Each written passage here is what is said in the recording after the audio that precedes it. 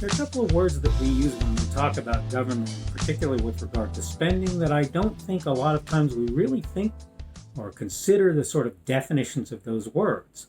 The words in question are debt and deficit, and that's what I'm going to talk about today on the Daily Summation from Kurt's Religion and Politics. Hello and welcome. I am your host. I'm Kurt.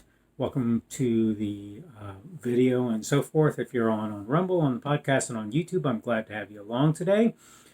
Today is Sunday, the 14th of March of 2021, and I am, as I say, very glad to see you if you happen to be along, and I hope that you'll stay along for the entire video. I want to, like I say, talk about this subject. It's debt and deficit, and I wanted to discuss the idea that the words seem very similar when you look at them, but there's actually some significant difference between them. You've probably heard the expression attention deficit disorder. And what deficit in that term means is what it means in the little thing I'm going to put up here. And it is a definition of deficit, and it is an inadequacy or insufficiency. All right. The other thing that it says is a deficiency or impairment in mental or physical functioning, right? But in the case of deficit with regard to money, what it means is I don't have enough to actually deal with the lack, to have everything that I need to support everything that I'm doing and trying to do. Now, you might say that sounds an awful lot like debt, which is something owed, such as money. And again, here's my little definition that I'm using. Something owed, such as money, goods or services, an obligation or liability to pay or render something to someone else, the condition of owing. And I think these are both good definitions, but I think it's kind of hard to make a distinction between the two. Let me explain what it typically means when we talk about government as I understand it. When you talk about debt, this is in fact something that is owed. It's something where you've borrowed from somebody or something else. Typically, in the case of a government, it is another country, and you now are responsible to pay back that which you have borrowed. This is debt, and it works the same way, you might argue, for people and for companies, right? They have this potential for debt.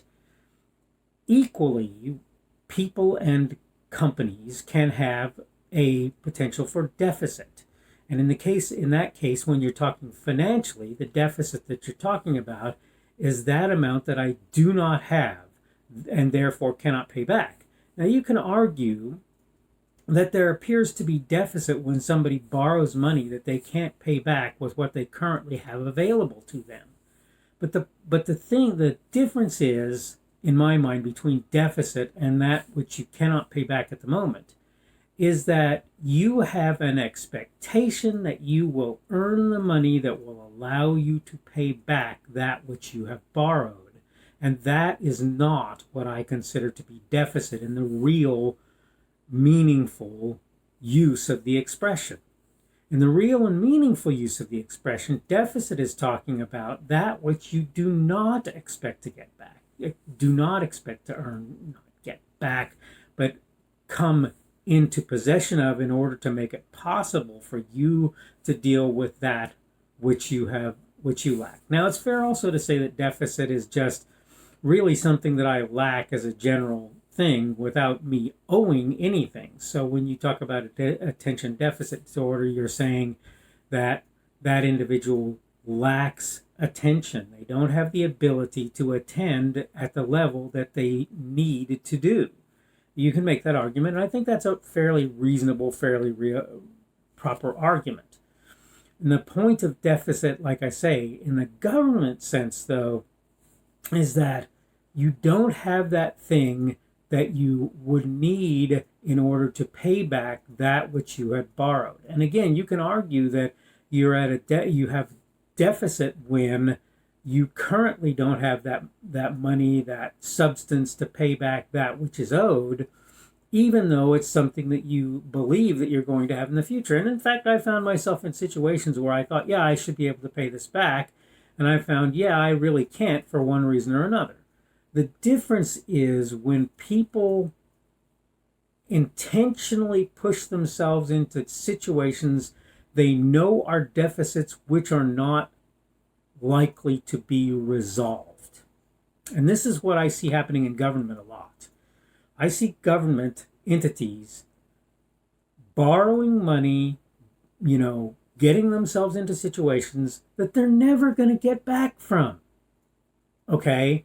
Again, right now we literally have, I don't know if it's 14 trillion, I don't even know the number, but it's a large number that we have in terms of debt that we currently owe, that we're basically, quote, servicing the interest, and that's it. We're trying to pay the interest, and we're not even doing a good job of that.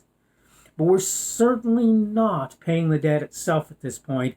And again, if you look at what we've got, even in gross domestic product, which, like I say, you can't even count on using all of to pay the debt, because most of that is going to go to the conduct of business, and a certain smaller percentage is going to go to taxation. So even if you look at the gross domestic product, we've got, 1.4 trillion, whatever it is, right? The point is the number is nothing like what's currently owed, and we're adding substantially to that debt. This is, in my opinion, what's meant by the concept of deficit spending. We are in a position where we are horribly in arrears on what we owe in order to finance the things that we're currently doing. And it's looking very much like there's no way we're going to be able to pay that back. Now, maybe at some point we'll come up with some miraculous way to do that, or maybe some people will just put in the work, and reduce the budgets of various entities, and reduce, therefore, taxation of various things, not even taxation, but borrowing and again, printing money and so forth that's happening, and come up with ways to make it so that they can pay that off. But where we are right now is horrible. We're in an absolutely horrible place. And we're talking only about recognized debt. We've got debt that's what they refer to as unfunded liabilities, right? And that debt we're not even really talking about. And it's even a greater deficit. It's even more that we lack, that I see no way for us to come back to. So this is why so many people are concerned with the concept of deficit. They're concerned about debt too, obviously, but debt is important when you realize that you're not going to be able to pay back what you borrow, or that is to say, when you put yourself into a deficit situation. And that is where we are, when you have a lack that you can't see a way to coming to. And again, you can make the argument, looking again at deficit, that you have inadequacies, you have insufficiencies, and that they're not directly related to the idea of being unable to repay necessary or being able to get back. But the point I'm making, and I think that a lot of people are making, is that you've literally got debt that at this moment it looks like there's no earthly way for us to repay. And that's not some small problem, because among other things, what it does is it makes you beholden to those to whom you owe what you've borrowed. So if America borrows from China, guess what? We're now beholden to China. And the only good thing is that China's looking like they've got problems of their own that may cause that to be a gamble that people have made that may end up sort of different than what we expect in terms of the outcome. But I guess what I'm saying is this. There's a difference between debt and deficit. Deficit is a lack. Debt is where I've borrowed. If I take on debt and I have a deficit in terms of what I can repay, even in terms of just what's owed at present, I'm certainly not doing myself any favors. And any country that does that, likewise. All right, I need to wrap this up. Again, today is Sunday, the 14th of March of 2021. That means tomorrow will be Monday, the 15th of March of 2021. And again, we've talked about debt and deficit today. Tomorrow, I hope to talk about falling dominoes, and I'll get into the details of that tomorrow. But hopefully you'll want to see it. I'm trying very hard, again, to give you things that you're going to enjoy, that you're going to benefit from. I hope that I'm doing a good job of that. Again, you can let me know that I am by liking my content, and I'm okay with comments. I would rather they be productive. And to the one fellow who left me a bunch of comments that were way too long, please get to the point and listen when people say things. In any case, okay, so I hope you're having a good day. Today being the start of the week in many people's estimation. Tomorrow will be the start of the work week, obviously, and hopefully you'll have a good week going forward starting tomorrow, and hopefully we will see you again.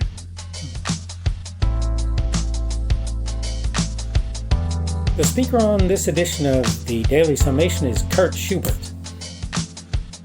This video is recorded on Sunday the 14th of March of 2021. The Daily Summation is created for Kurt's Religion and Politics.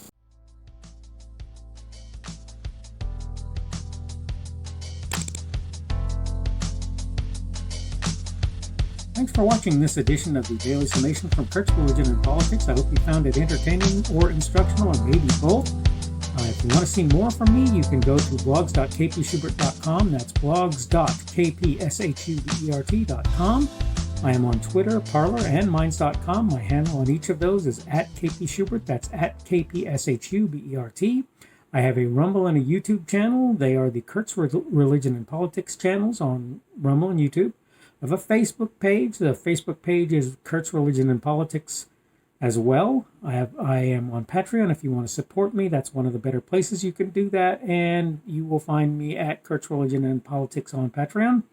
I have a podcast. The podcast is podcasts with an S. .kpschubert.com. That's podcasts.kpschubert.com. I think you should be able to find me with relative ease on Apple Podcasts, Google Podcasts, and Spotify as well. The best way I find to do that is to look for Kurt's Religion and Politics. You can try to use the Daily Summation. I find that it doesn't work as well as a general rule, but you can always try that. I'm glad to have you aboard today, and hopefully we will see you again tomorrow.